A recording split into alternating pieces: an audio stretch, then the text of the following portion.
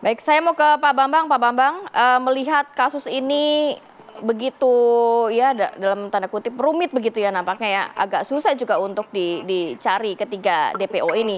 Dari pengamatan Pak Bambang terkait kasus pembunuhan Vina dan Eki ini seperti apa sih Pak? Apakah memang benar ada kejanggalan-kejanggalan di situ?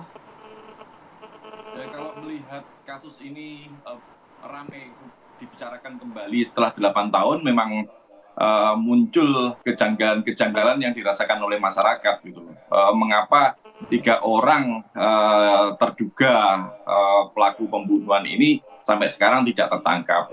Saksi-saksi 8 orang yang terlibat dalam kasus tersebut tentunya memiliki keterangan-keterangan yang bisa dijadikan dasar untuk mencari 3 orang DPO tersebut gitu.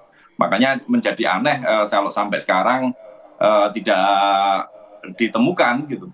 Polisi memiliki perangkat, memiliki scientific crime investigation dan yang lain-lainnya gitu.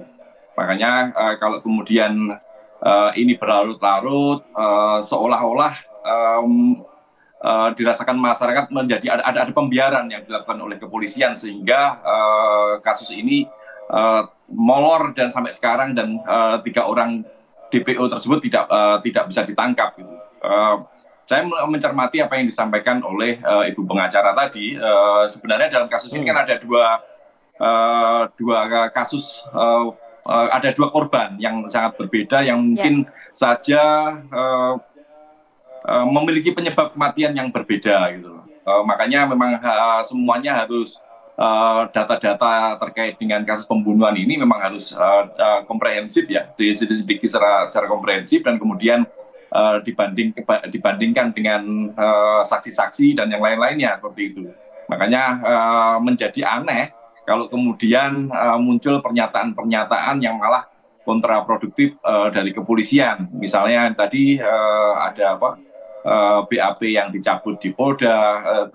Pertanyaannya Ya. apa yang dilakukan oleh satuan di level bawah Polres saat itu, penyidik di Polres, sehingga muncul BAP yang pencabutan BAP di Polda seperti itu.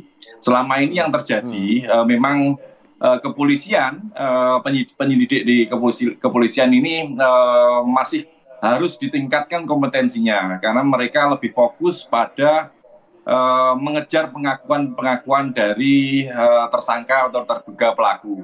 Padahal tersangka atau terduga pelaku ini tentu memiliki hak ingkar. Makanya di kepolisian ada scientific crime investigation yang lebih menekankan mencari bukti-bukti yang lebih akurat. Sehingga mereka yang menjadi terduga atau terduga itu terduga pelaku pembunuhan itu bisa dikejar dan memang benar-benar bisa dibuktikan di pengadilan seperti itu. Oke, kita lanjutkan dialog kita Pak Bambang karena saya sepakat dengan Pak Bambang kasus ini harus dibuka terang benderang karena kalau ini dibiarkan berlarut-larut justru khawatirnya ada beberapa nama yang kemudian diseret-seret begitu ya, maklumlah netizen begitu ya kan. Ada mantan pejabat, lalu juga mantan Kapolres dan lain sebagainya yang juga kononnya adalah anak pejabat juga di institusi Polri. Nah ini coba kita akan ulas lebih lanjut ya Pak Bambang dan juga Bu Titin. Kami akan kembali saat lagi. Ya langsung saja nggak mau buang waktu. Saya ingin ke Pak Bambang Rukminto, pengamat kepolisian dari ISES. Pak Bambang, kepolisian Polda Jawa Barat kan memang sudah merilis tuh Pak Bambang. Ada 3 DPO ya kan. Ini tentunya kan kalau rilis 3 DPO ini kan nggak mungkin ujuk-ujuk ya Rati ya. Ya, Dan juga masih Bu ada Titin. pendalaman sebelumnya. Pasti ada dasar gitu ya. Ada titik terang awal lah setidaknya begitu. Nah, apakah keberanian institusi Polda Jabar ini menetapkan 3 DPO ini bisa kita kaitkan nggak dengan pertanyaan saya tadi di segmen sebelumnya? Karena memang ini menyeret juga nih beberapa mantan pejabat. Tidak hanya mantan pejabat dari daerah, tapi di institusi Polri juga nih, Pak Bambang. Itu saya rasa masih dugaan ya untuk menyeret nama-nama pejabat di daerah atau pejabat di kepolisian itu masih dugaan gitu ya. Tentunya kepolisian sebagai lembaga negara dia harus berani untuk menegakkan hukum. Kepolisian adalah lembaga yang diberikan kewenangan oleh negara gitu, yang harusnya tampil benar-benar tegak lurus pada upaya penegakan hukum, tidak melihat orang perorangan atau kemudian melihat ini anaknya siapa. Tetapi yang muncul di masyarakat selama ini kan ingatan-ingatan publik yang sudah tertanam di masyarakat.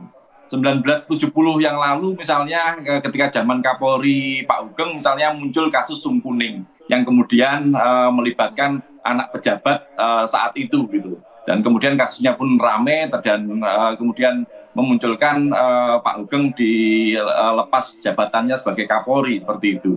Hal-hal seperti itulah yang kemudian mendorong masyarakat berasumsi kemana-mana. Jangan-jangan ini melibatkan anak pejabat. Jangan-jangan ini melibatkan anak petinggi Polri.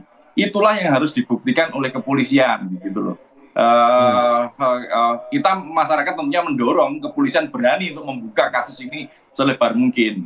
Waktu 8 tahun untuk membuka kasus ini sebenarnya waktu yang sangat lama sekali. Mengejar 3 orang DPO yang sebenarnya sudah jelas lah, kalau menurut saya sangat jelas. Mereka memiliki kawan-kawan yang 8 diantaranya sudah tertangkap. Gitu. Dalam sebuah kelompok tentu mereka saling mengenal. Entah dengan nama inisial dan yang lainnya, tentu mereka memiliki pertemanan itu, mereka memiliki informasi terkait dengan keluarganya dan yang lain-lain.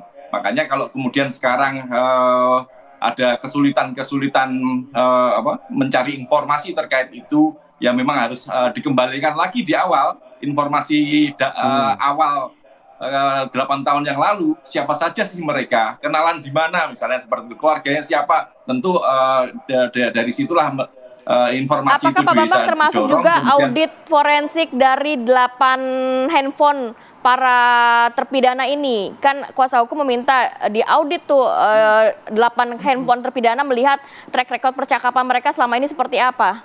Apakah juga perlu untuk arah ke sana, Pak? Benar, kepolisian memiliki perangkat ya, bukan hanya personil saja yang memiliki kompetensi melakukan penyelidikan. Kepolisian memiliki crime scientific investigation itu tentunya dengan membuka data-data di handphone, kemudian tidak menutup kemungkinan kalau mereka memiliki media sosial juga dikejar di sana seperti itu. Dan yang lebih penting lagi mencari informasi di lingkungan mereka, di sekelilingnya, di keluarga dan yang lain-lainnya, itu tentu juga dilakukan kepolisian gitu. Jangan sampai kepolisian ini terkesan lepas tangan menyerahkan semuanya kepada lembaga lain. Misalnya tadi muncul informasi dari pemerintah desa, ini namanya ada 15 nama yang sama misalnya, atau lebih dari itu yang sama, dan tidak ada kecocokan. Kepolisian kan tidak sederhana itu bekerjanya gitu. Seperti itu. Makanya jadi aneh kalau kemudian muncul pernyataan-pernyataan yang kontraproduktif dengan upaya penyelidikan.